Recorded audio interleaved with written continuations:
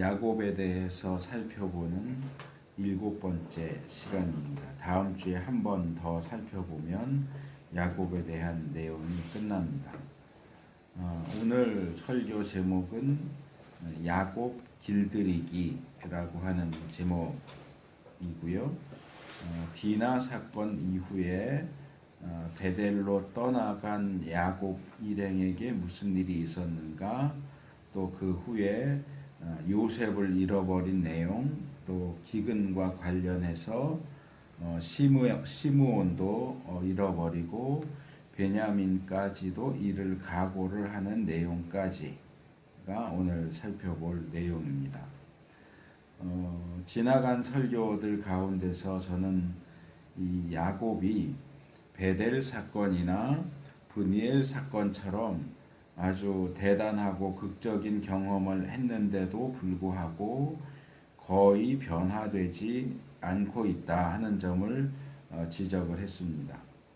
오늘 살펴볼 내용들을 통과하면서 비로소 야곱이 이전과는 좀 다르다 하는 것을 발견하게 됩니다. 그래서 아마 두 번째 시간이 제가 험악한 세월이라고 하는 제목으로 말씀을 드렸던 것 같은데, 야곱의 인생 전체가 험악한 세월이었고 야곱을 길들여가는 과정이었지만 이제서야 그 효과가 조금 나타난다 하는 의미에서 오늘 설교를 야곱 길들이기라고 제목을 붙였습니다. 첫 번째로 살펴볼 내용은 35장 6절과 7절, 9절에서 15절 말씀입니다. 세겜을 떠나서 베델로 올라간 야곱이 드디어 거기서 하나님을 다시 만나는 내용인데, 이 구절들을 보면서 이 세 개의 이름이 계속 나오는데 이 세 개의 이름이 우리의 관심을 끕니다. 그래서 이 이름과 관련된 내용을 좀 나누려고 합니다. 첫 번째 이름은 엘베델입니다. 이 6절, 7절은 야곱이 베델에 도착해서 처음 서원했던 대로 또 하나님의 명령하신 대로 베델에 단을 쌓았다.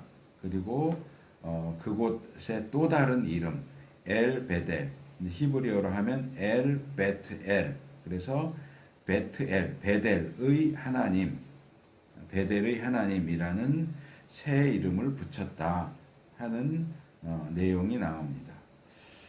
원래 이곳 이름은 루스였는데 형을 피해서 도망하는 과정에서 꿈에 하나님을 만난 야곱이 그곳을 베델이라고 이름을 다시 붙였고, 이번에 다시 와서 단을 쌓으면서는 그곳을 다시 엘베델이라고 하는 이름을 붙입니다. 야곱은 어째서 이곳에 계속해서 새로운 이름을 붙이고 있을까? 또 이번에 새로 붙인 엘베델이라는 이름은 무슨 뜻으로 붙였을까 하는 의문을 가지게 됩니다. 우리에게는 야곱과 관련해서는 베델 사건보다는 야복 나루에서 보통 이제 천사와 씨름했다 이렇게 많이 표현을 하죠. 호세아서에 있는 것처럼 천사와 씨름한 그 야복 나루 사건이 더 많이 알려져 있고, 또 그 사건이 베델 사건보다 더 중요한 사건으로 알려져 있습니다. 그런데 이 창세기에 나오는 야곱 이야기를 읽어보다 보면 하나님께서는 야복나루 사건보다는 베델 사건을 더 중요하게 생각하고 계시다라는 사실을 발견하게 됩니다.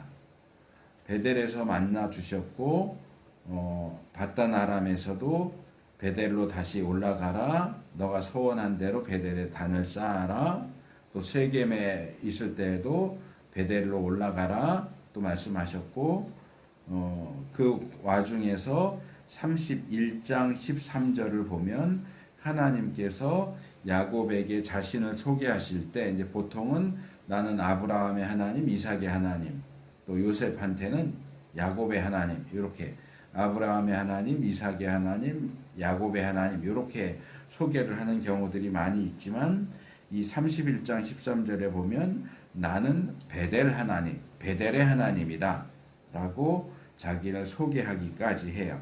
이 나는 베델의 하나님이라 라고 번역된 이 부분의 히브리 표현을 보면 아노키, 나는 하엘, 그 하나님, 베트엘, 베델의 그 하나님이다. 나는 베델의 그 하나님이다.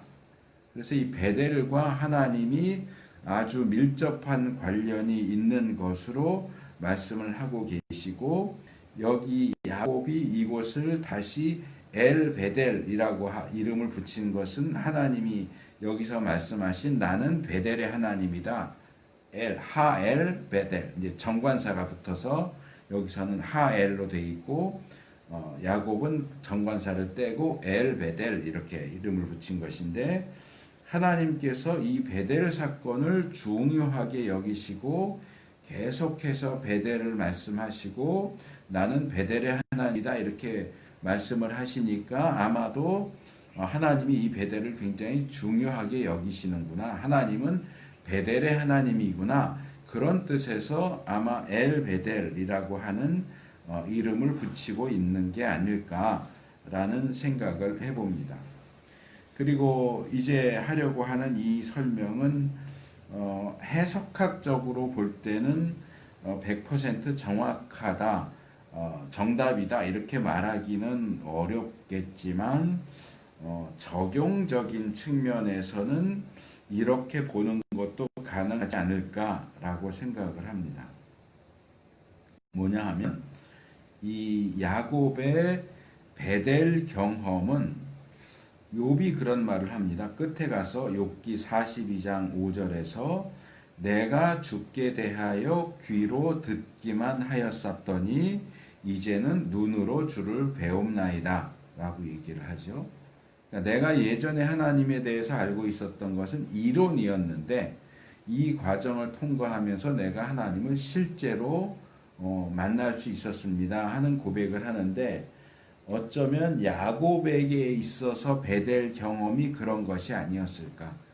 과거에는 부모님이 믿는 하나님, 할아버지가 믿는 하나님, 나와 직접 관련이 있는 하나님은 아니고 우리 조상의 하나님, 하나님이 이렇게 했대 저렇게 했대 귀로만 들었던 하나님을 베델에서 최초로 직접, 물론 꿈을 통해서지만 직접적으로 만나는 첫 경험이 아니었을까.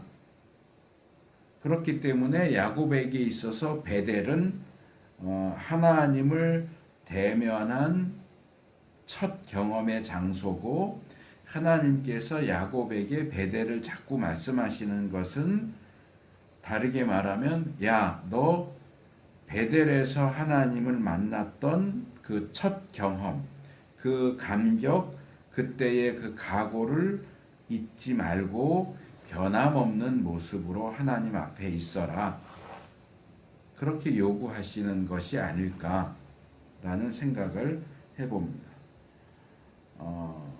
그런데 이 첫 경험이라고 할 때는 교회 안에서 많이 이제 표현되는 것이 조금 바꿔서 첫사랑을 회복하자 이런 표현들을 많이 씁니다. 그래서 우리가 첫사랑을 잃어버렸다, 뭐 이제 일반적으로 세상에서 쓰는 표현을 하면 초심을 잃어버렸다, 첫사랑 초심을 잃어버렸다, 첫사랑을 회복해야 된다, 초심을 회복해야 된다, 이런 식의 이제 표현들을 많이 쓰고, 어느 정도 이렇게 신앙생활을 해 오다가 내가 하나님에 대한 첫사랑, 하나님을 만났던 첫 경험, 그때의 그 감격, 그것을 내가 잃어버렸구나, 그게 희미해지고 희석됐구나, 그때의 그 사랑을 회복해야지, 이런 식의 표현들을 종종 쓰는 것을 보게 됩니다. 그게 나쁘다고 생각하지는 않아요. 그런데 제 입장에서 볼 때는 너무 많이 쓰는 것 같아요. 첫사랑을 회복하는 건 물론 필요하고 중요한데 너무 첫사랑에 매달리는 게 아닐까라는 생각을 합니다. 무슨 얘기를 하는 거냐 하면 예를 들어서 이렇게 설명을 할 수 있어요. 자, 우리의 신앙 여정이 이 땅에서 태어나서 예수님을 믿어서 우리가 죽어서 하나님 나라에 가든가 예수님이 재림하셔서 하나님 나라 가든가 그렇게 해서 끝나게 되는데, 그러니까 이 땅에서 하나님 나라까지 가는 것이 우리의 신앙 여정이라고 할 때 그 신앙 여정을 서울에서 출발해서 부산까지 가는 것이다 라고 생각을 해보세요. 자, 서울에서 출발해서 부산을 향해서 가는데 한 수원쯤 갔어요. 안산, 수원쯤 갔는데 내가 지금 제대로 부산을 향해서 가는 걸까? 방향이 헷갈리기 시작했어요. 길을 잃어버렸어요. 그 정도 갔을 때는 다시 서울로 돌아오는 거 괜찮아요. 다시 서울로 돌아와서 방향 다시 확인하고 다시 출발하자. 첫사랑, 처음 하나님을 만났던 그 자리로 돌아와서 방향도 다시 잡고 각오도 새로 하고 그래서 다시 부산으로 출발하는 거 좋은데, 이게 3개월 있다가 또 서울 오고 6개월 있다가 또 서울 오고 1년 있다가 또 서울 오고 2년이 지나도 또 서울로 오고 5년이 지나도 또 서울로 오고 10년이 지나도 또 서울로 오고 서울과 수원만 계속 10년 내내 신앙생활 시작한 지 10년 지났는데도 계속 서울하고 수원만 왔다 갔다 해요. 부산에 언제 갈 거예요? 부산에 가야 되잖아요. 그런데 조금 가다가 첫사랑을 잃어버렸네. 첫사랑 회복하자고 또 서울로 오고 안산쯤 갔다가 또 첫사랑 회복하자고 또 서울 오고 수원쯤 갔다가 또 오고 대전쯤 갔다가 또 오고 이건 안 된다는 거예요. 첫사랑 회복하는 건 물론 중요해요. 필요해요. 그런데 첫사랑에서 얼마 가지 않아서 계속 첫사랑 회복하자고 돌아오면 부산은 어느 세월에 가냐. 어떤 사람들은 그렇게 서울에서 수원을 10년, 20년 내내 왔다 갔다 거기만 왔다 갔다 하고 부산 근처도 가지 않는가 하면, 또 다른 사람들은 절반이 넘어서 대전, 대구, 심지어는 울산, 김해까지 부산 거의 근처까지 가놓고선도 방향이 헷갈리네, 길 잃어버렸어, 그리고 서울로 또 옵니다. 무슨 짓이에요? 거기까지 갔으면 부산으로 가야죠. 수소문해서. 왜 다시 출발 지점으로 돌아와요? 100m 달리기 시작해서 1m, 2m 갔을 때는 다시 시작하자 이럴 수 있지만 90m, 95m 갔는데도 다시 첫째 출발점으로 돌아와서 다시 시작하겠대요. 그럴 때 첫사랑을 회복하자 그러면 잘못된 거라는 거예요. 그건 올바른 방식이 아니에요. 언제까지 그러고 세월을 허송할 겁니까? 부산에 가야 되는데 부산 갈 생각이 없는 거예요. 머릿속에 서울밖에 없어요. 그런 사람들을 향해서 성경이 경고하고 책망하는 내용이 히브리서 5장 12절입니다. 때가 오래므로 너희가 마땅히 선생이 될 터인데 너희가 다시 하나님의 말씀의 초보가 무엇인지 누구에게 가르침을 받아야 할 것이니 젖이나 먹고 단단한 식 못 먹을 자가 되었도다. 니네 언제까지 그렇게 초보해서 먹는 거야? 언제까지 그렇게 계속 서울로 돌아가고 10년, 20년, 30년이 됐는데도 길을 모르겠어요, 방향을 모르겠어요 하고 서울로 계속 돌아갈 거야? 이제는 알아서 해야지. 대전, 대구, 울산까지 갔으면 이제는 방향 알아서 부산에 도착할 수 있도록 그렇게 나가야지. 왜 자꾸 서울로 돌아가냐? 초심, 첫사랑이라는 것과 관련해서 균형을 맞추는 것이 중요합니다. 그것을 무시하거나 잃어버리는 것도 좋지 않지만 너무 거기에 집착하는 것도 좋지 않아요. 하나님께서 우리에게 이 부분과 관련해서 지혜를 주시기를 바랍니다. 두 번째 이름은 이스라엘입니다. 9절에서 13절을 보면 야곱에게 나타나셔서 몇 가지를 재확인해 주시는 내용이 나오는데, 이 부분도 상당히 뭐라 그럴까, 독특하다고 해야 될까, 우리가 좀 평소에 생각하지 못하던 내용들을 우리에게 제시하고 있는 것 같아요. 자, 9절을 한번 집중해서 보세요. 9절에 뭐라고 되어 있나를 좀 집중해서 보시면 좋겠는데, 야곱이 밧단 아람에서 돌아오매 하나님이 다시 야곱에게 나타나사 그에게 복을 주시고 그랬습니다. 자, 뭔가 이상하지 않습니까? 이상한 게 느껴집니까? 안 느껴집니까? 자, 야곱이 밧단 아람에서 돌아왔대요. 언제? 야곱이 밧단 아람 라반의 집에서 떠나서 지금 여기 베델로 바로 왔습니까? 아니에요. 몇 년인지는 성경이 정확하게 기록을 하고 있지 않기 때문에 모르지만 야곱이 밧단 아람에서 돌아와서 베델로 온 게 아니고 세겜에 있었죠. 세겜에 몇 년을 살았어요. 디나 사건이 아니었으면 계속 세겜에 살았을 거예요. 그런데 세겜에서 일이 있고 어쩔 수 없이 세겜을 떠나서 베델에 왔을 때 이 성경은 야곱이 밧단 아람에서 돌아왔다.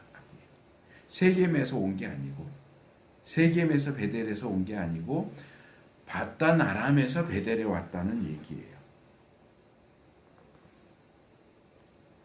우리 성경을 해석하는 해석학에서는 보통 이렇게 이야기를 합니다.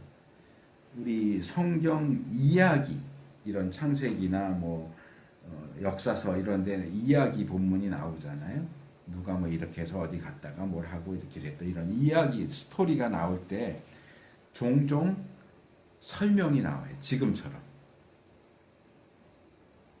이거 이제 내레이터라고 그래요. 화자라고도 하고, 좀 이해하기 쉽게 말하면 설명해 주는 사람, 해설해 주는 사람인데, 이 해설해 주는 사람의 목소리, 지금처럼 우리가 알고 있는 성경 본문의 기록에 의하면 밧단 아람에서 와서 세겜에 있다가 베델로 왔단 말이에요. 그런데 이 해설자는 야곱이 밧단 아람에서 세겜을 거치지 않고 베델로 온 것처럼 설명을 해요. 그런데 이렇게 설명을 하는 해설자의 설명을 이 신학 해석학에서는 뭐라고 말하냐면, 그 해설자의 목소리는 곧 하나님의 목소리다. 하나님이 설명해 주시는 거다. 하나님이 무슨 생각을 하는지를 이 내레이터의 목소리를 통해서 우리에게 제공해 주는 것이다. 그렇게 얘기합니다. 그러니까 지금 이 부분과 관련해서 야곱이 밧단 아람에서 드디어 고향에 돌아왔다 라고 하는 이 설명은 하나님의 설명이란 말이에요. 그러니까 하나님이 보시기에 야곱이 베델에 왔을 때에야 비로소 너는 밧단 아람에서 이제 돌아왔구나, 귀향을 했구나 하는 거예요.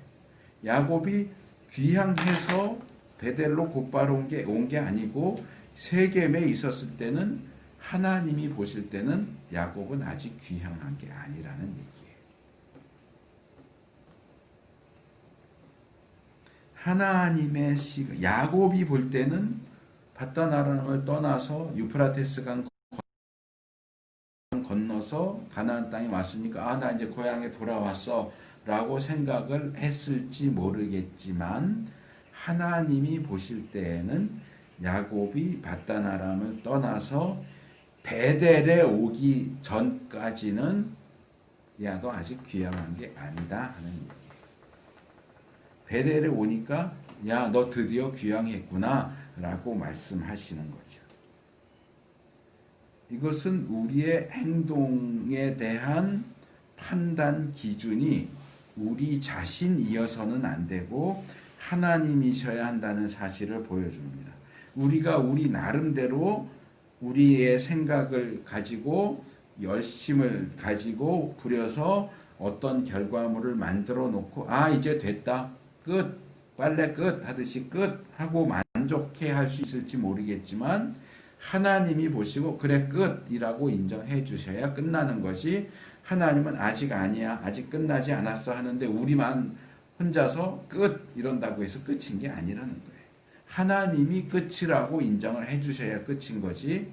하나님은 인정하시지 않는데 우리 혼자 끝, 잘했어, 굉장히 잘했어 이런다고 해서 잘한 게 아니라는 얘기예요.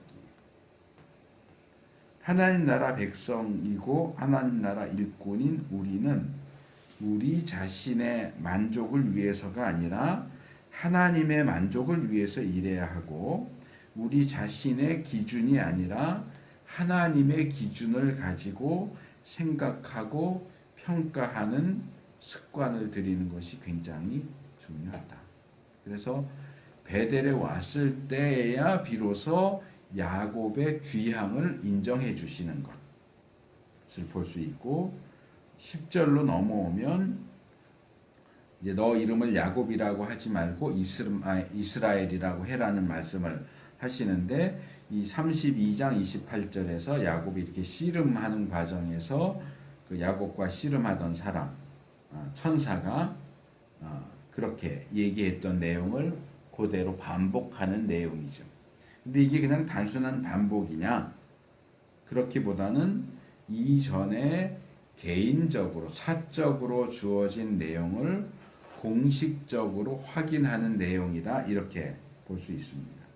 이전에 사람의 모습을 한 하나님의 대리자 천사의 입으로 간접적으로 너는 더 이상 야곱이 아니고 이스라엘이야 라고 선언하셨던 그것을 이제는 하나님 자신의 입을 통해서 직접적으로 선언해 주시는 거죠.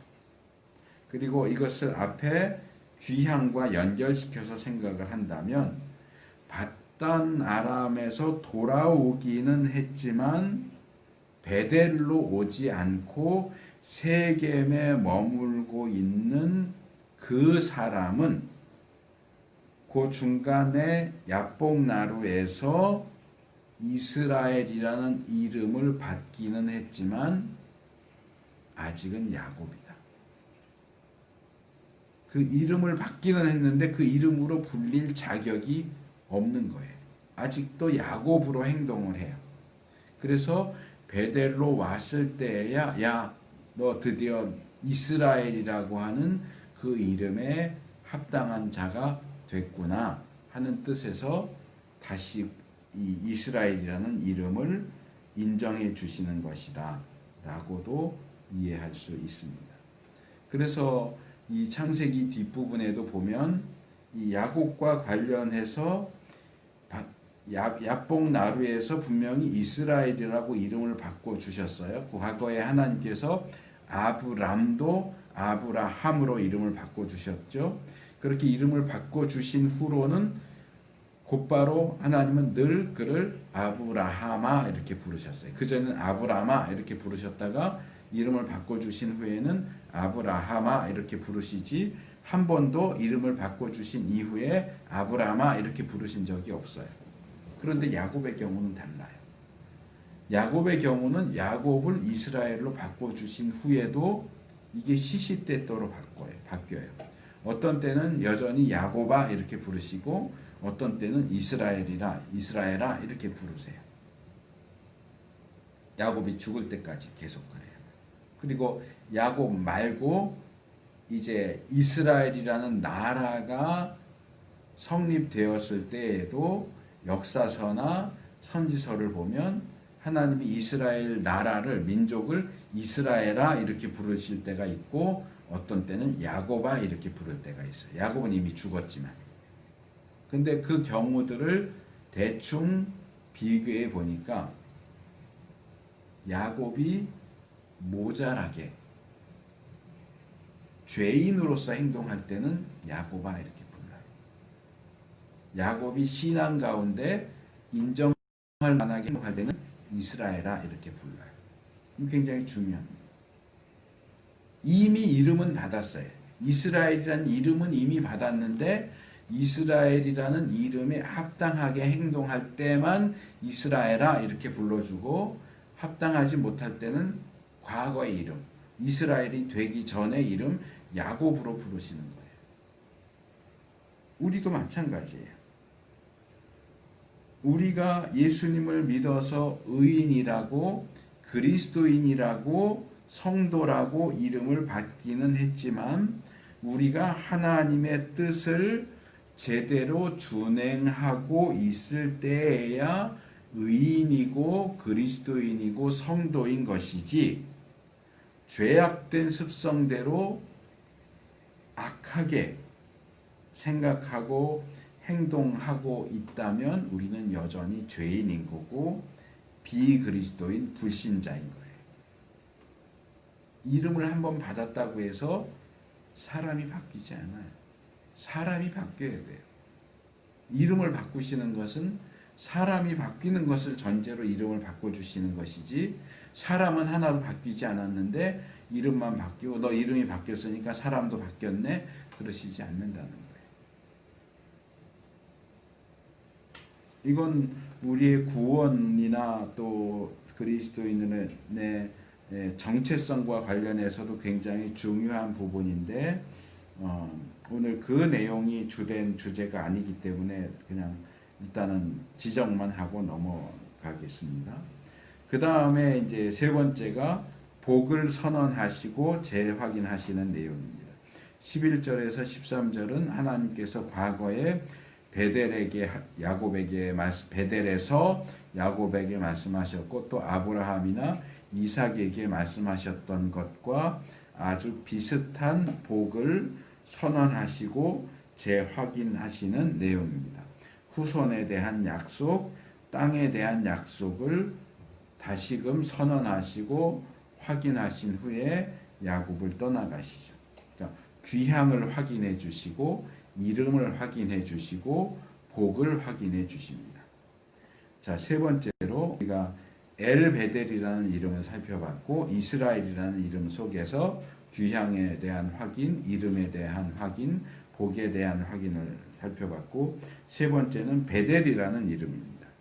분명히 앞에서 야곱이 베델로 가서 단을 쌓고 그곳 이름을 엘베델이라고 불렀다라고 해놓고 14절 15절로 넘어오면 다시 최종적으로 야곱이 하나님께서 나타나셨던 그 장소에 다시 돌기둥을 세우고 거기 전제물을 바치고 기름을 붓고 나서 그곳 이름을 또다시 베델이라고 불렀다. 그러니까 이곳 이름이 루스였다가 베델이었다가 엘베델이었다가 또다시 베델로 돌아오는 거죠.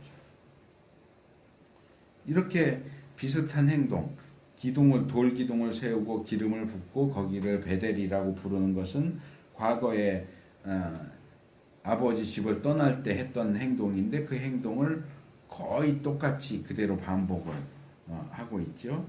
왜 자꾸 이렇게 반복되는 내용이 나올까? 그 내용을 다시금 확인하고 승인하는 의미다, 이렇게 볼 수도 있어요. 역사서에 가면 사울을 왕으로 세울 때 사울을 기름 붓는 것도 2번 반복되고요. 하나는 개인적으로, 하나는 공식적으로. 그 다음에 다윗에게 기름을 붓는 것도 개인적으로, 공식적으로 2번 이렇게 반복이 됩니다.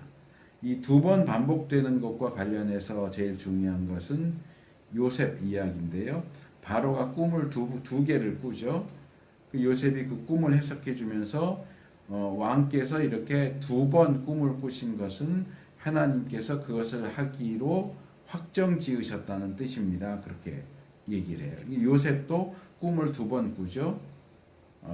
부모 형제가 절하는 꿈 2번 꾸죠. 요셉이 감옥에 갇혔을 때도 요셉이 꾸는 건 아니지만 거기 갇힌 그 시종장들이, 빵 맡은 시종장하고 술 맡은 시종장이 각각 꿈을 꾸죠. 2개의 꿈이 나오죠. 2번의 꿈, 2개의 꿈, 그리고 바로가 꾼 2개의 꿈. 기름 부음도 2번. 베델에 돌기둥을 세우고 기름을 붓고 베델이라고 이름 붙인 것도 2번. 야곱은 이스라엘이라고 이름을 바꿔준 것도 2번. 이런 식으로 2번씩 나오는 내용들이 성경에 꽤 많이 나오는데 그건 결국 뭐냐? 확인하는 거예요. 확인하고 지난번에 이렇게 했던 거 맞아 하고 승인해주는 그런 행동입니다. 그래서 야곱이 과거에 베델에서 행했던 일을 재현하는 하는 것을 통해서 이 베델과 관련된 내용이 마무리되는 거죠. 그래서 처음 베델에서 했던 서원, 세겜, 바단 아람을 떠나온 목적, 세겜을 떠나서 베델로 온 목적이 완수되었고, 이제 야곱의 생애가 새로운 국면으로 넘어가는 것이죠. 그런데 이제 새롭게 시작했다라고 표현할 수 있을지는 모르겠지만, 이 베델 사건 이후의 내용을 살펴보면 야곱이 변한 게 맞나? 야곱이 바뀐 게 맞나? 하는 생각이 들어요. 여전히 야곱은 험악한 세월을 살고 있고, 여전히 야곱은 야곱의 모습으로, 이스라엘의 모습이 아니고 야곱의 모습으로 살고 있는 것을 보게 됩니다. 야곱도 그렇고 우리도 그렇고 인생을 살아가면서 한 곱이 한 곱이 힘들게 이렇게 살아오고 통과해오고 하지만 몇 번 고비를 넘겼다고 해서 사람이 한 번에 확 변하느냐? 그렇지 않아요. 물론 사도 바울이나 교회 역사를 통해서 그렇게 단번에 확 변한 사람들이 종종 발견되기는 하지만, 그런 경우가 아주 없는 것은 아니지만 그것은 오히려 특별한 경우고, 일반적으로는 이 많은 사건들을 통과하면서 점진적으로 조금씩 변화하고, 그런 험악한 세월의 끝부분에 가서야 그 전체 험악한 세월의 결과라고 할 수 있는 그 변화된 모습이 조금 나타나는 것을 보게 되는데, 오늘 우리가 초점을 맞춰서 살펴볼 야곱의 모습도 그렇습니다. 끝에 가서야 이제 야곱이 조금 변화되는 것 같다, 조금 변화된 것 같다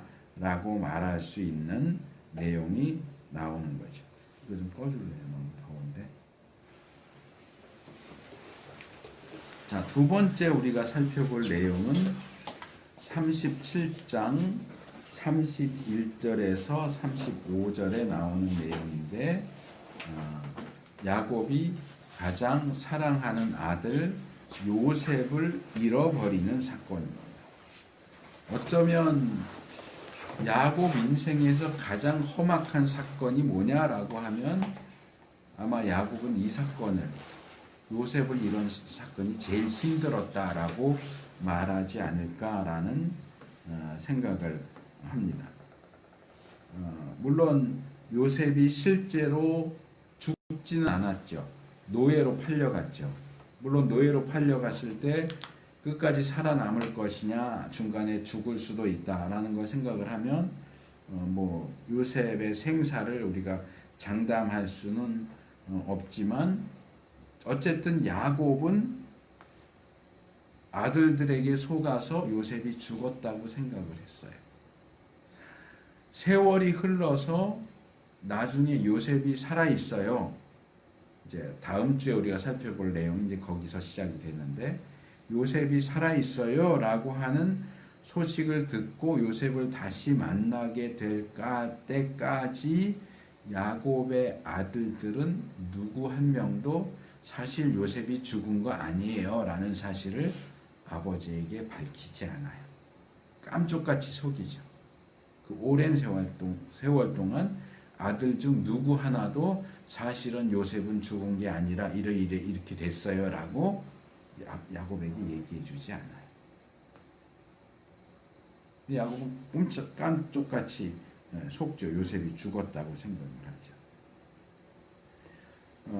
그 이야기가 좀 길긴 하지만 오늘 제가 선택한 본문은 주요 부분만 31절에서 35절 선택을 했는데, 31절에서 33절을 보면 야곱의 아들들이 요셉을 노예 상인에게 팔아넘긴 후에 어떻게 아버지 야곱을 속였는가 하는 내용을 보여줍니다. 그들은 요셉을 보자마자 요셉도 싫었죠. 요셉도 싫었지만 요셉보다 더 싫었던 게 있어요. 뭘까요? 요셉이 입은 채색 옷이요.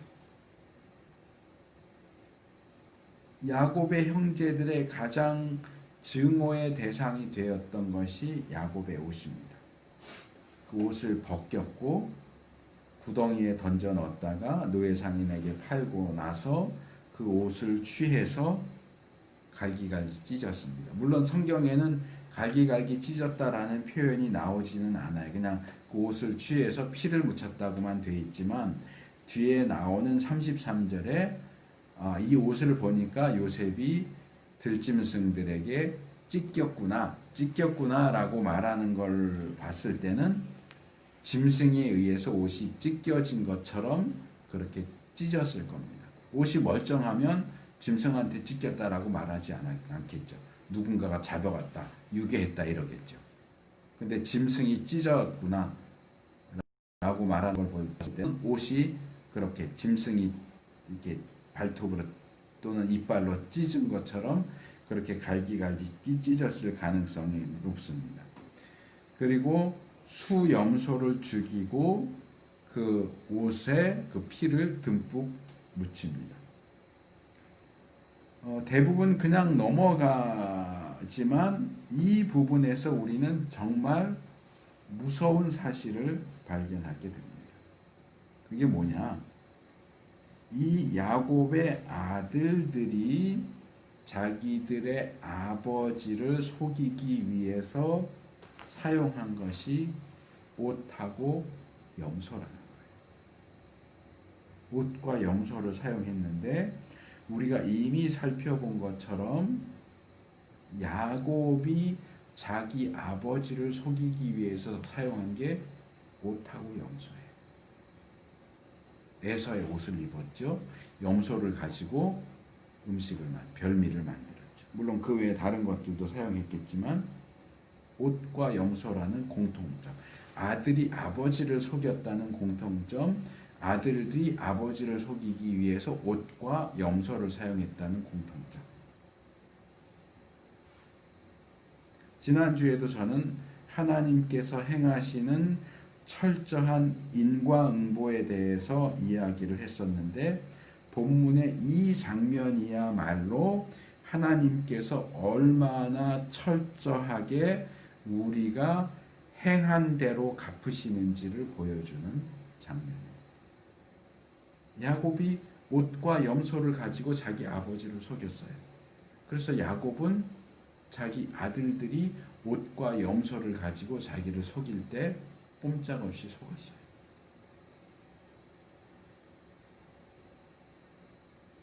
우리는 이 하나님을 두려워할 줄 알아야 돼요. 내가 하나님의 자녀인데, 하나님의 백성인데, 내가 아무렇게나 내 하고 싶은 대로 해도 하나님이 다 봐줄 거고, 다 이해해 줄 거고, 넘어가 줄 거다? 아니요, 그렇지 않아요.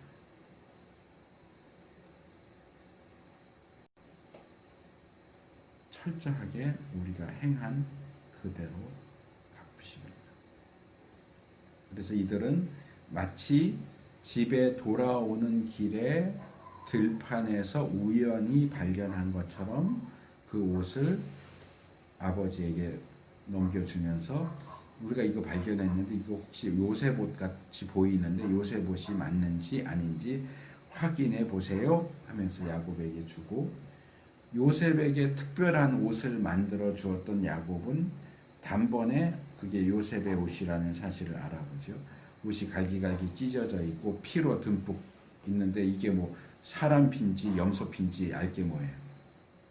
그 옷의 상태에 근거해서 야곱은 요셉이 형들을 찾아가다가 들판에서 들짐승을 만나서 죽었구나, 찢겨 죽었구나 라고 결론을 내립니다. 그리고 34절 35절은 죽은 요셉에 대해서 애통해하는 야곱의 모습을 그려주고 있습니다. 자, 가장 사랑하는 아들의 죽음에 직면한 야곱의 마음이 어땠을까? 우리 말에 이런 말이 있어요. 부모가 돌아가시면 땅에 묻지만 자식이 죽으면 가슴에 묻는다.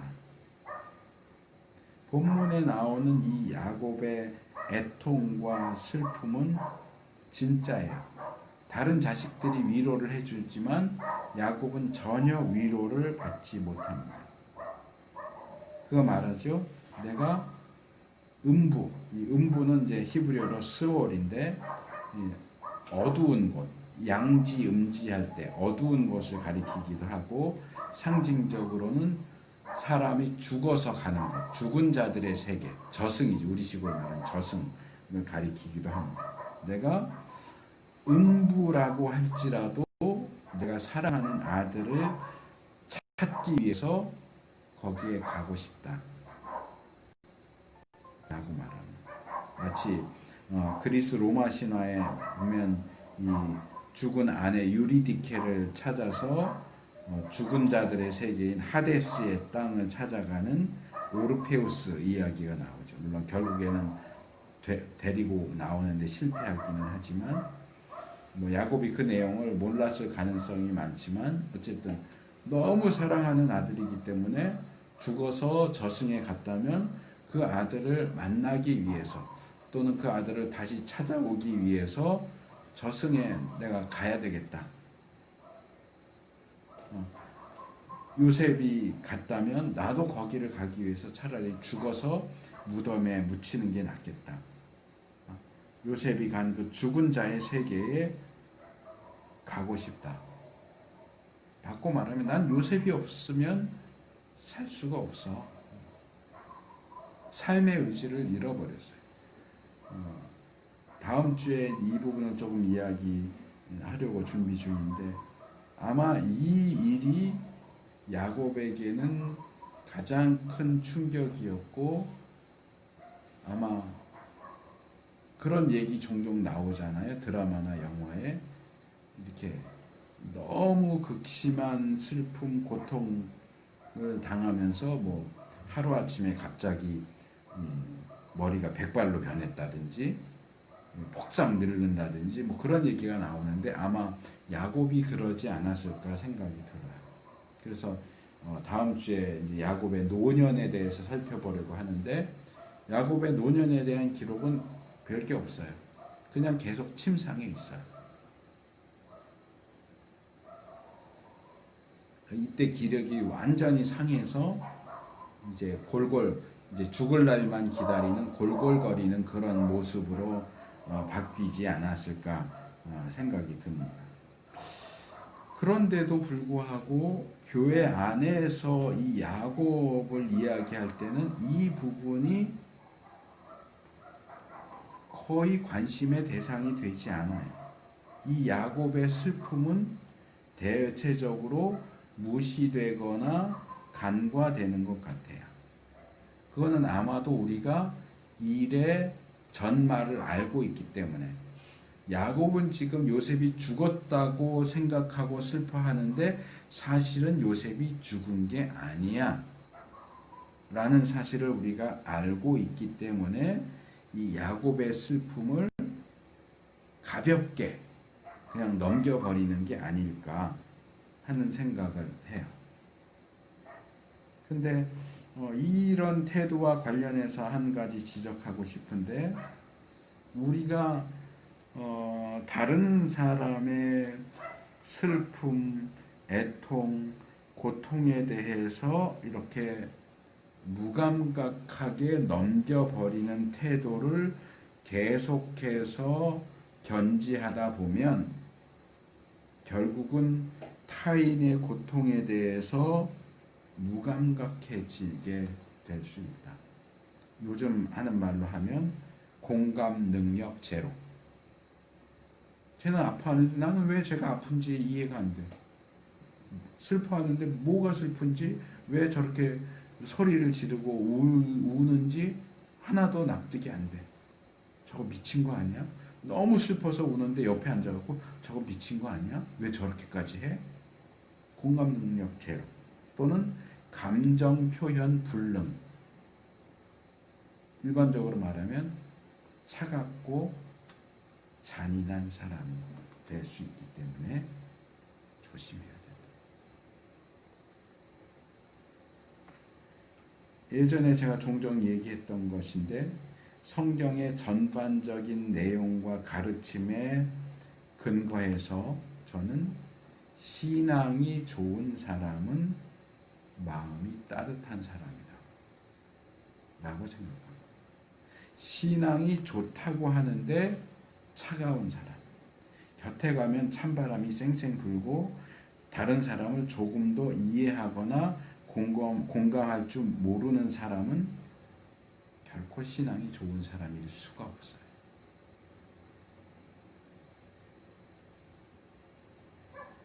하나님께서 우리에게 주신 소중한 감정, 물론 지성도 중요하고 의지도 중요하지만 감정도 중요한데 우리 이 세상은 감정에 대해서만큼은 조금 이렇게 옆으로 제쳐놓는 그런 경향이 있어요. 근데 그것을 소홀히 하거나 무시하거나 억압하지 말고 하나님께서 원하시는 지정의를 온전하게 갖춘 온전한 사람이 될 수 있도록 노력하는 것이 필요합니다. 자, 마지막 세 번째 본문. 이 세 번째 본문은 좀 많아요. 본문이 4개 정도 되는데 2개씩 나누면 41장 56절 57절 42장 1절에서 4절은 아브라함 때도 그랬고 이삭 때도 그랬는데 야곱도 역시 이 약속의 땅에서 기근이라고 하는 위기를 맞이했다. 기근의 위기에 대한 내용이고 이어지는 42장 36절에서 38절 또 43장 1절에서 14절은 야곱이 이 기근의 위기와 관련해서 또 다른 위기들, 특별히 아들들을 잃어버리는 그런 위기에 직면하게 되고 최종적으로는 그 위기를 극복하고 변화되는 모습이 나와 있습니다. 먼저 41장 56절 57절을 보면 이 바로가 꿈에 경고를 받았던 그 극심한 기근, 7년 동안의 기근이 애굽 땅만이 아니라 야곱이 살고 있는 가나안 땅에도 임했다 하는 것을 제시합니다. 56절에 나오는 온 지면, 57절에 나오는 온 세상, 이게 애굽만을 가리키는 건지 애굽과 가나안을 포함한 얘기인지 아니면 고대 근동 지역 전체를 얘기하는 건지 아니면 전체 지구, 말 그대로 온 세상을 가리키는 것인지는 분명하지 않은데 56절과 57절 그리고 관련된 54절이라든가 그런 관련된 구절들을 보면 이 성경을 기록하는 사람, 그 당시 사람들에게 알려져 있던 주변 세계, 그러니까 고대 근동 지역에 임한, 왜냐하면 여기 54절, 57절에 각국 이런 표현들이 나오거든요. 근데 예를 들어서 전 세계다 그러면 이 시대, 요셉 시대에 우리나라에도 기근이 와서 애굽에 가서 곡식을 샀을까요? 그런 건 그 정도까지는 아닐 거거든요. 애굽을 중심으로 해서 애굽 주변에 있는 고대 근동 지역에 알려져 있는 세상에 극심한 기근이 왔고 이 기근은 아주 심했다. 아주 강력한 기근이 왔다. 아브라함 때도 기근이 심했다 그랬고 야곱의 때는 이삭 때는 기근이 왔다 그냥 이렇게 되어 있는데 이 야곱 때는 누가 경험했던 기근보다도 가장 강력한 극심하고 거기다가 긴 기근이 임했다. 그러니 당연히 이제 양식이 문제가 되는 거죠. 그래서 42장 1절에서 4절, 36절에서 38절에 보면 야곱이 애굽으로 아들들을 보내서 곡식을 사오게 하는 내용이 나옵니다. 뭐 이 부분은 일반적으로 많이 알려져 있기 때문에 제가 자세한 내용들을 제시하지는 않고, 이 이야기에서 두 가지 좀 눈에 띄는 게 있어요. 첫 번째는 야곱이 족장들이 만났던 기근들 가운데 가장 심한 기근을 만났는데도 불구하고 약속의 땅을 떠나지 않는다는 거예요. 아브라함의 경우는 하나님께 허락을 구하고 말고 할 거 없이 그냥 극심한 기근이 오니까 그냥 훌쩍 애굽으로 떠나가 버리죠.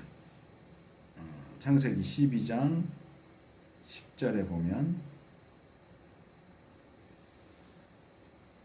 그냥 곧바로 기근이 오니까 애굽으로 떠났다 이렇게 돼 있어요. 하나님의 명령이 하나님께 갈까요 말까요 물어본 적도 없고, 하나님이 가라 마라 얘기하시기도 전에 그냥 떠나버렸고, 이삭은 26장 1절에서 6절을 보면 하나님의 지시를 받아서 그랄로 피해가죠. 아마 지시가 없었으면 이삭도 애굽으로 갔을 가능성이 높죠. 왜냐하면 애굽 땅은 나일강이 있었기 때문에 기근을 거의 경험을 하지 않는 땅이거든요. 늘 풍족한 땅이었기 때문에 가나안 땅에 기근이 오면 대부분 애굽으로 피하거나 이랬기 때문에 애굽으로 갈 생각을 했을지 모르겠는데, 하나님이 야 너 애굽으로 가지 말고 그랄에 가라 그랬기 때문에 지시를 받아서 그랄로 가죠. 야곱의 경우는 아직 하나님께서 어떻게 하라고 하는 지시를 하지 않으세요. 나중에 이제 다음 주에 살펴볼 내용이지만, 나중에 요셉이 자기의 정체를 밝히고 아직도 기근이 5년이나 남았으니까, 이제 2년째에 자기 정체를 밝혔기 때문에 5년이나 남았으니까 애굽으로 오세요 라고 했을 때, 야곱이 애굽으로 갈 준비를 다 하고 짐 다 싸서 밧단 쭉 내려오면서 아버지 살던 밧단 아람에 와서 제단 쌓고 제사 드렸을 때 하나님이 나타나셔서 야 너 애굽으로 가라, 애굽으로 내려가는 거 두려워하지 마라 이렇게 지시를 하시고 안심하고 애굽으로 내려가기는 하지만, 아직까지는 어떻게 해야 될지 하나님이 어떤 지시사항을 내리지 않으시는데도 물론 야곱이 기근이 7년 동안 계속 될 거라는 사실을 알지 못했을 가능성이 많죠. 그러니까 한 1년, 2년 버티면 끝나겠지 이렇게 생각하고 버텼을지도 모르겠지만, 어쨌든 야곱이 이런 심한 기근에도 불구하고 약속의 땅을 떠나지 않았다는 사실은 뭔가 좀 특별한 부분이 있는 것 같다라는 생각이 들어요. 그래서 이 부분도 어쩌면 야곱의 어떤 통찰력을 보여주는 부분이 될 수 있지 않을까 하는 생각도 해보는데 아직 확실하진 않고, 두 번째로는 이제 이런 극심한 기근에도 약속의 땅을 떠나지 않았다는 것, 그리고 또 하나는 야곱에게서 발견되는 베냐민에 대한 편애와 집착입니다. 야곱은 애굽으로 양식을 사러 보내면서 사실은 한 명이라도 더 보내는 게 이득이잖아요. 장정 한 명이 사올 수 있는 곡식의 양이 있고, 한 명이라도 더 보내는 게 이익일 수 있는데 10명만 보내요. 12명의 아들 가운데 요셉은 죽었다고 생각을 하니까 이제 11명 남았는데 11명을 다 보내지 않고 10명만 보내요. 베냐민을 빼고. 42장 4절에 보면 야곱이 요셉의 아우 베냐민을 그 형들과 함께 보내지 아니하였으니 이는 그의 말이 재난이 그에게 미칠까 두렵다 함이었더라. 이렇게 소개를 하죠. 라헬이 야곱이 사랑하던 유일한 아내 라헬이 낳은 아들이 딱 2명인데 요셉과 베냐민인데 요셉은 형들한테 보냈다가 잃어버렸어요. 죽었어요. 이제 베냐민밖에 안 남았어요. 근데 베냐민을 형들과 함께 보내면 베냐민도 요셉처럼 무슨 일을 당할 수도 있다라는 생각을 했기 때문에 베냐민을 안 보낸 거예요. 그러니까 이 야곱의 요셉에 대한 사랑은 사실상 라헬에 대한 사랑의 또 다른 표현이고 라헬을 사랑하니까 라헬을 통해서 태어난 요셉을 그렇게 사랑한 거였고 요셉이 없어지니까 라헬이 낳은 또 다른 아들 마지막 아들 베냐민에게로 이 야곱의 그 편애와 집착이 옮겨간 것을 볼 수 있어요. 어쩌면 야곱은 요셉에 대한 자기의 편애, 옷도 따로 이렇게 지어주고 일도 덜 시키고 이런 요셉에 대한 자기의 편애가 다른 형제들과 요셉 사이에 문제를 일으킨다 하는 사실을 알았을 가능성이 높아요. 물론 그런 갈등 때문에 요셉이 이렇게 노예로 팔려갔다 하는 사실까지는 알지 못했죠. 아직까지 야곱은 요셉이 죽었다라고 알고 있지만 그런데도 불구하고 여전히 이 편애를 버리지 못해요.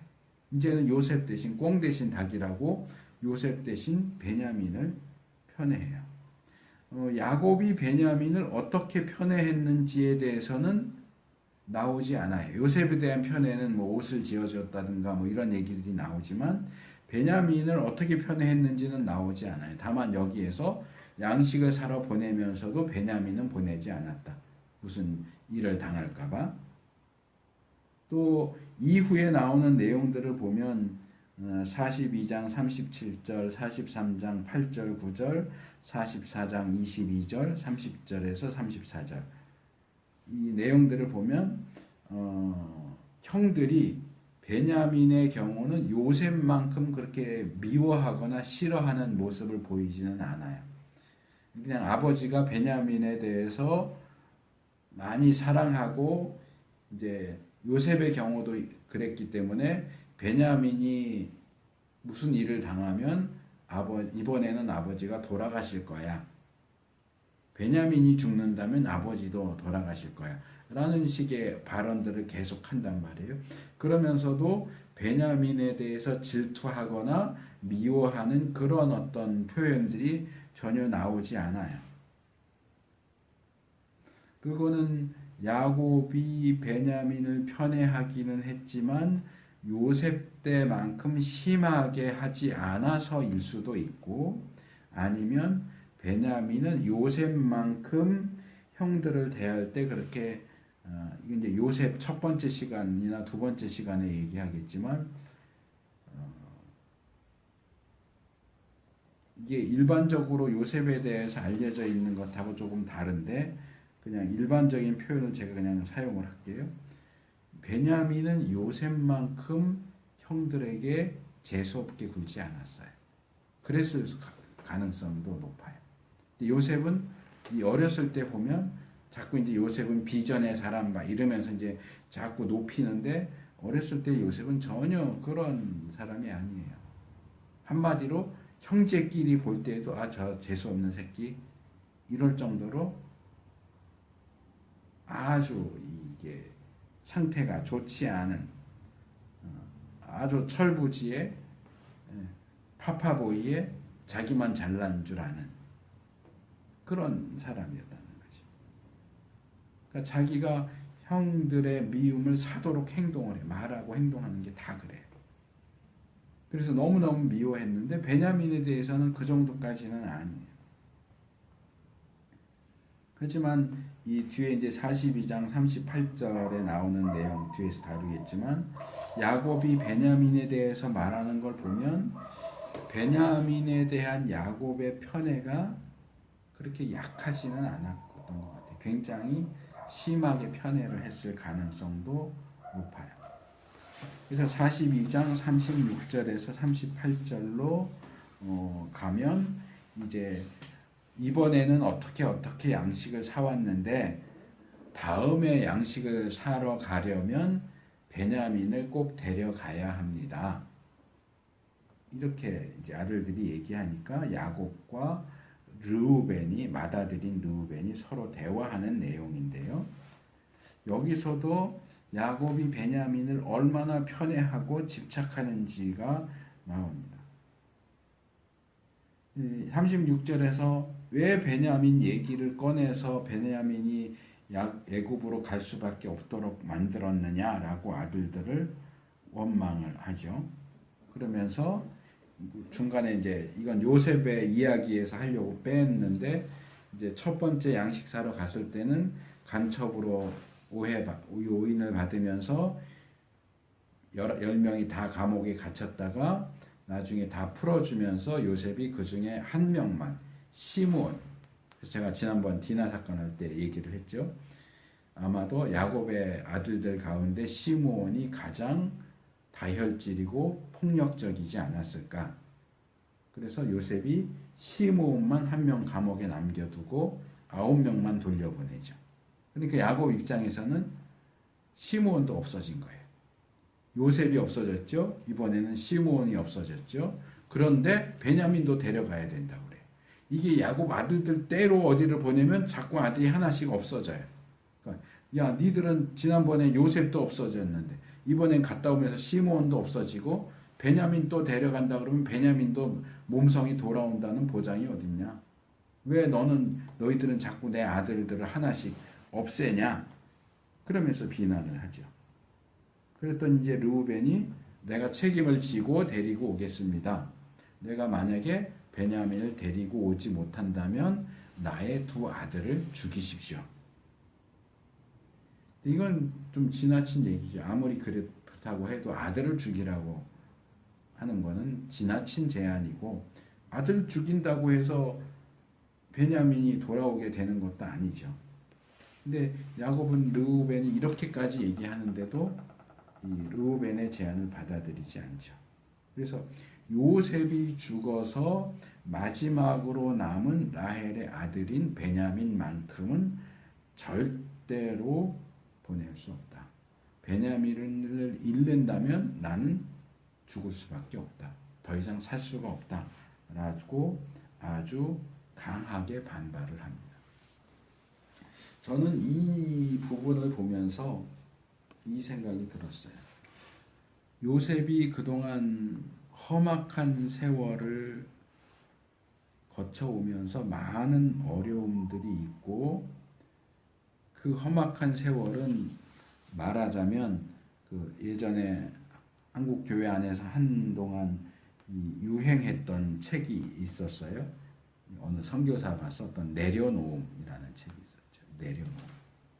결국 야곱의 험악한 세월은 야곱이 태어날 때부터 형의 발꿈치를 꽉 붙잡고 나왔어요. 그래서 야곱이잖아요. 그러니까 간교한 자고 속이는 자로서 자기가 원하는 것 정말 꽉 붙잡고 놓지 않는 사람이었는데 험악한 세월을 거치면서 그 꽉 붙잡았던 것을 하나 둘씩 내려놓는 과정이었다. 야곱의 인생은 내려놓음의 과정이었다. 험악한 세월은 야곱으로 하여금 그 꽉 붙잡고 있던 것을 내려놓게 하기 위한 과정이었다라고 한다면 이제 야곱에게 남은 최후의 집착. 이것만큼은 절대로 내려놓을 수 없어 하는 게 이거 아니냐. 베냐민. 베냐민에 대한 집착, 소유욕. 그것이 야곱이 넘어야 하는 마지막 고비가 아니었을까라는 생각을 합니다. 그래서 이 문제를 극복할 수 있다면, 통과할 수 있다면 베델 사건, 브니엘 사건뿐만 아니라 이것이 정말 제일 마지막 관문이고 이 마지막 관문을 통과할 수 있다면 이제 야곱이 이스라엘로 넘어가는 아주 중요한 고비가 되지 않겠느냐라고 생각을 하고요.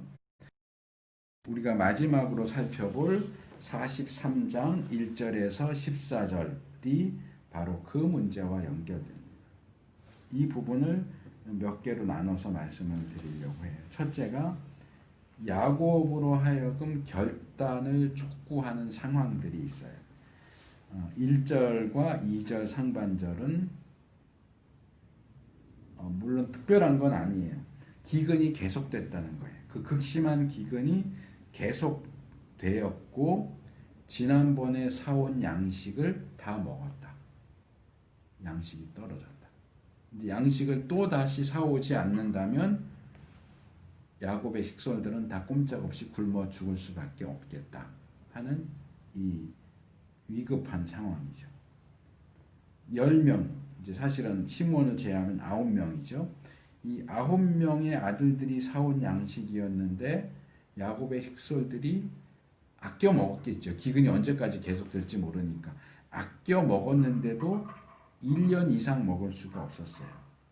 야곱의 직계 가족이 70명이었다고 하면 70명 플러스 알파 하면 이제 노예들 뭐 이렇게 하면 제 예상으로 한 150명에서 한 200명 정도 되지 않았을까.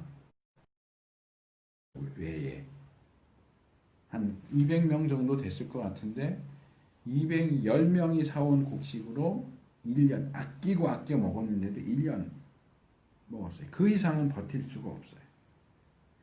물론 이 기근만 야곱을 변화시킨 건 아니고 그동안 험악한 세월이 다 함께 작용을 했고 드디어 최종적인 결과가 나왔다라고 말할 수 있겠지만 이 기근과 양식이 떨어진 이 상황도 굉장히 중요하다.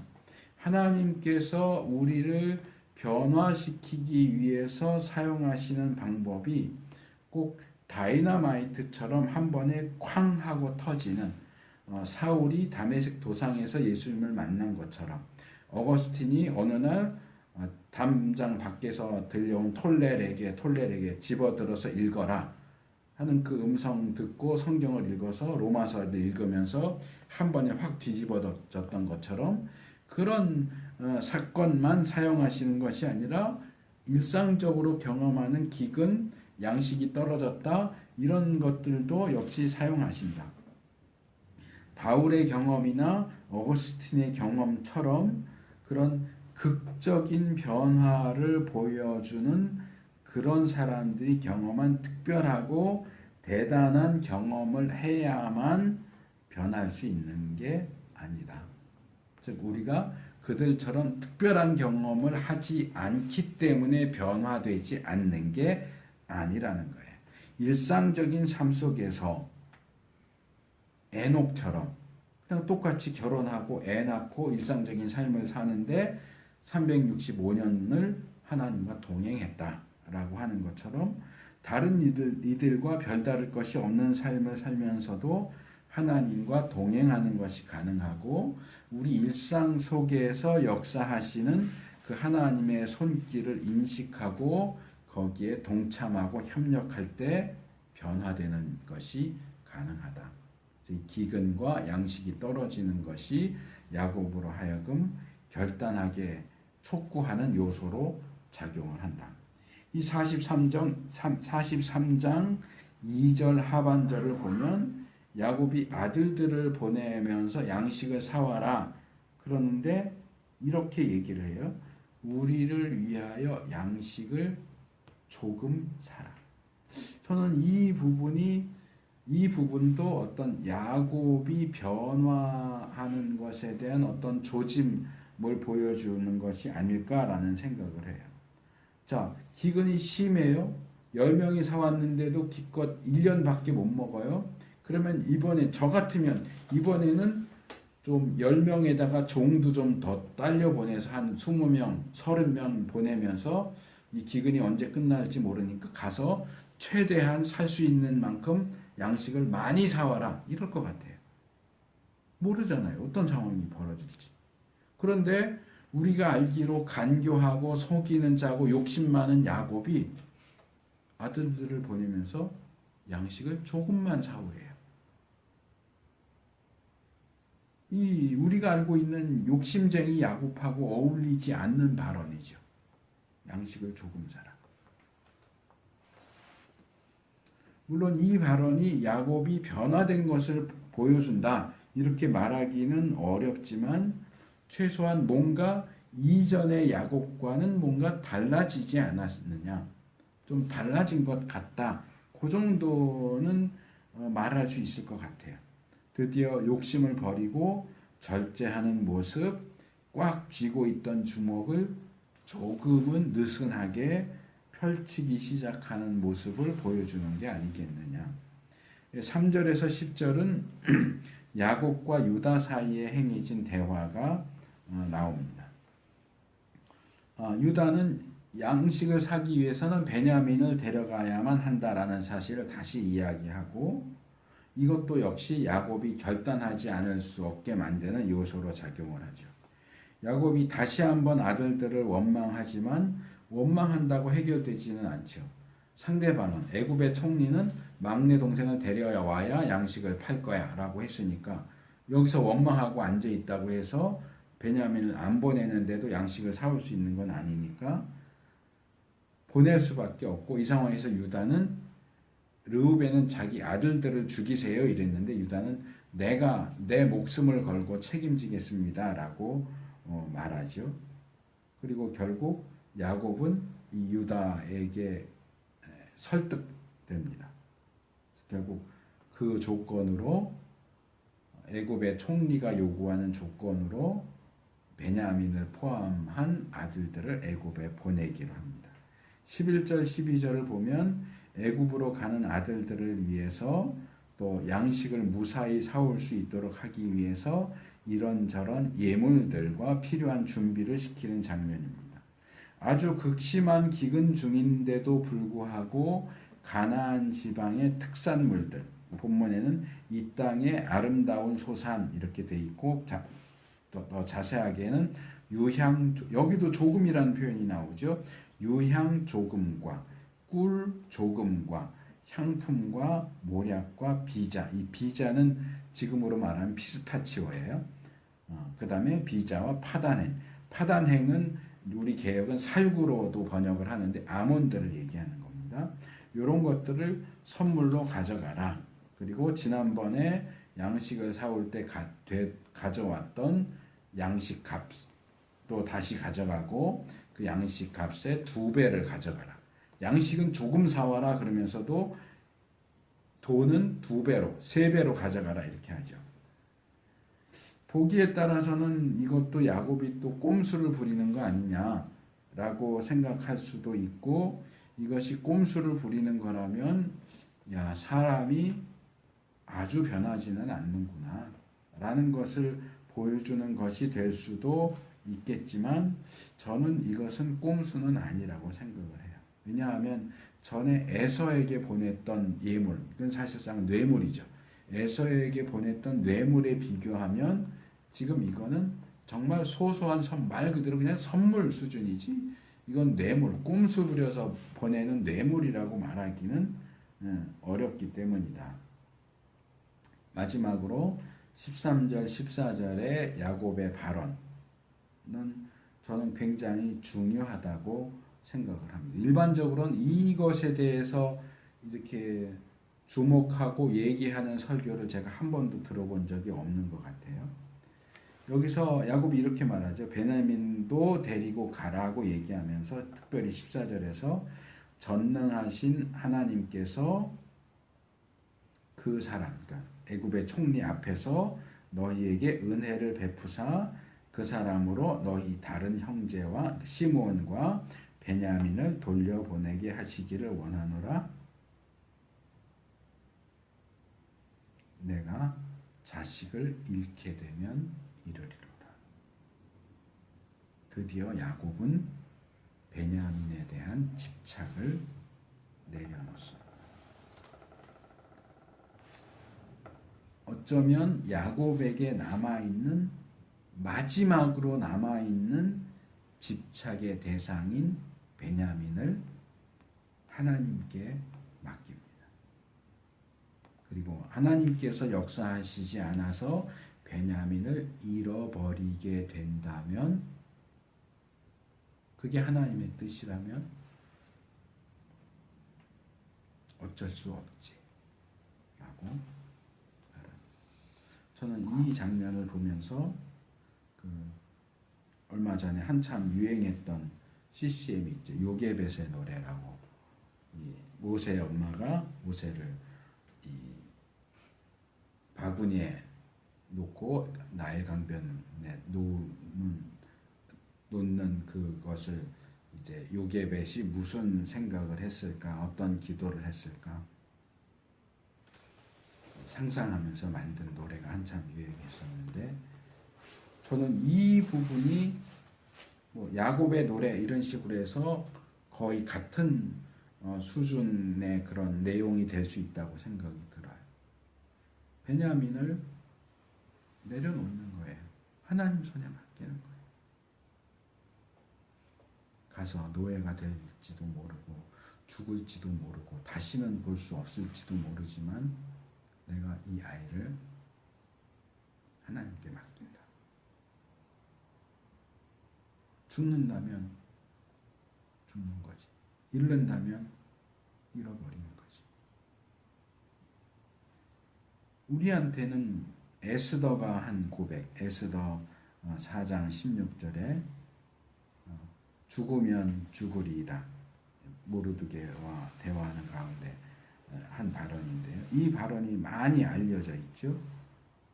그래서 굉장한 신앙 고백으로 많이 이야기를 하는 부분이지만, 에스더의 죽으면 죽으리라는 많이 알려져 있는데 야곱의 잃으면 잃으리로다는 거의 알려져 있지 않아요. 근데 저는 이 야곱의 아들을 잃으면 잃으리로다라는 고백은 에스더의 죽으면 죽으리라는 고백과 거의 대등한 고백이라고 봐요. 손색이 없어요, 전혀. 그리고 이 고백은 간교한 자이고 속이는 자인 야곱이 험악한 세월 끝자락에 와서 드디어 이스라엘이라는 이름에 걸맞는 자리에 도착했음을 보여주는 증거라고 생각을 합니다. 오늘 우리는 야곱이 오랜 기간 동안 험악한 일들을 통해서 그를 길들이신 하나님의 그 역사하심의 결과 결국 이스라엘이라는 이름에 걸맞는 모습으로 변화된 것을 살펴봤습니다. 물론 그렇다고 해서 야곱이 완전한 존재가 됐다는 얘기는 아닙니다. 하지만 이제 다음 주에 살펴볼 노년의 야곱의 모습은 그 이전과는 확실히 달라요. 그 경계점이 베델 사건도 아니고 브니엘 사건도 아니고 바로 이 베냐민, 기근 때문에 베냐민을 잃으면 잃으리로다라고 고백하는 그게 경계선이에요. 그래서 이 고백의 전과 후가 달라요. 이 고백 이후에 야곱은 이스라엘이라고 불러도 될 만한 그런 모습. 그 이전에는 야곱, 간교한 자, 속이는 자, 사기꾼, 욕심쟁이. 이후에 야곱의 모습은 그렇지 않아요. 많이 달라요. 우리도 이 야곱의 성화, 야곱을 기르시고 길들이시고 결국은 그를 이스라엘로 만드신 하나님께서 우리도 그렇게 만드실 것을 믿고 기대하면서 그 신앙의 길을 걸어갈 수 있게 되기를